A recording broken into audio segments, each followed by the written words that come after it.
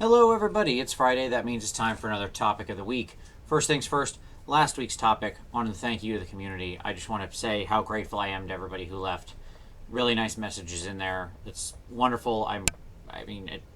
There's not much I can say without sounding like a horrible person, so I will simply say thank you again. And from the bottom of my heart, I mean it. It means the world to me. So, with that, we'll quickly turn to this week's topic. So I was thinking recently about, sort of about where I am in the hobby right now, and I was realizing that I'm about to return to one of the first armies I owned. So the first army I ever owned, really, as an army, that wasn't just like cobbled together Battle Masters figures I had borrowed from a friend, was Skaven. And I love my Skaven. I'll always be a rat at heart, I suppose. But the second army I collected was Slaanesh. And I have a deep and abiding love for the Dark Princess. I think Slaanesh is just, like, the aesthetic appeals to me, the sort of nature of the thing. It's the only Chaos God that actually makes any sense in the modern world, like in the life we lead every day, where we've basically dedicated our entire world and lives to Slaanesh right now. I don't see a lot of people running around with, axes cutting their enemies' heads off anymore, making goblets out of skulls, or celebrating disease. We've kind of clamped down on that. Nor do I see a lot of whatever the heck Tzeentch is doing. I don't even know. I guess being sneaky, changing stuff. I guess that's kind of a thing. But, whatever. I don't know. He's inscrutable. That's his whole purpose. But excess, I understand. That's a thing I can get behind.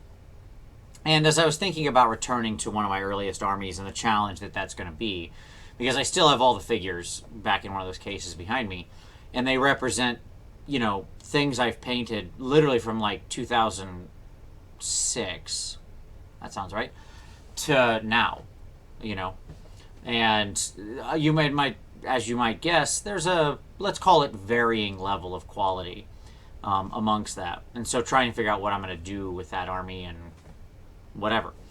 And it started me thinking about, if only I could have told my past self something, right? If only I could have shared some piece of wisdom to my past self about something I did or screwed up. And that was as I started thinking about that, I started really honestly asking the question, like, what is the one piece of advice? If I could go back and, something related to the hobby, if I could give my past self one piece of advice, it'd probably be, don't walk down this staircase I walked down one time where I fell and almost died. And that, like, I nearly broke my leg and everything. So, but that's an aside. Don't go down that hallway. The real thing that I would do is, what hobby related advice. And the reason I thought that'd be interesting to explore was because if you would give it to your past self, then I thought it'd be very helpful for new people as they explore stuff. And I think one of the things that I would tell my past self, if I could, would be to have spent more time painting earlier. It took me a while to get into painting. I painted almost, I don't know, like many of us, I suppose, angrily is the wrong word, but like I resented the fact that I had to paint almost for a long time.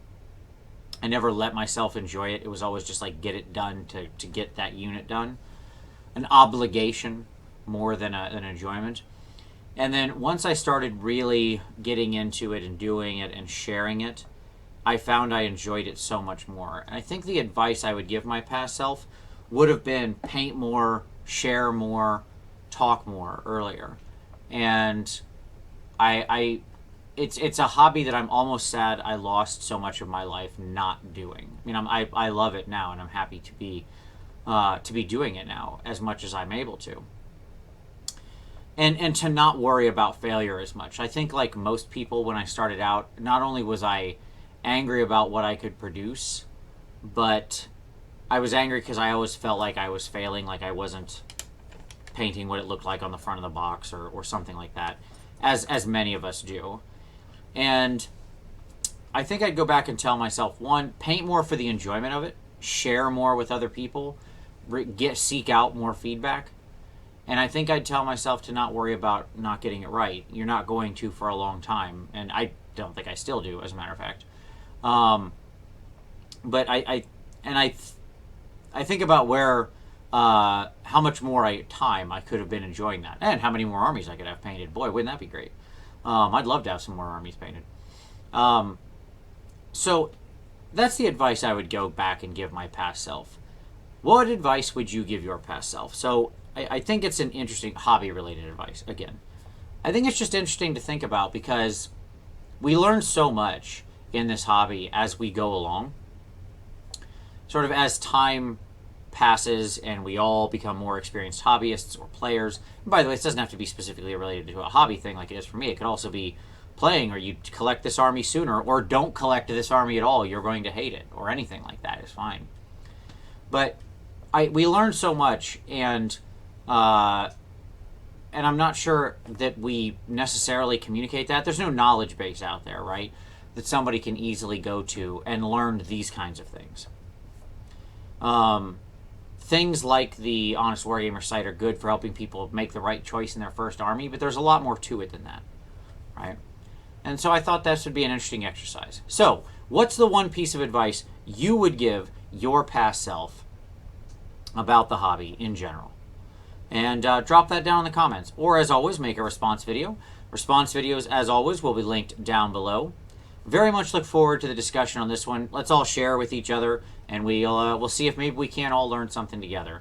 I am really excited to see what people say in this one. But as always, thank you for watching this, and we'll see you next time.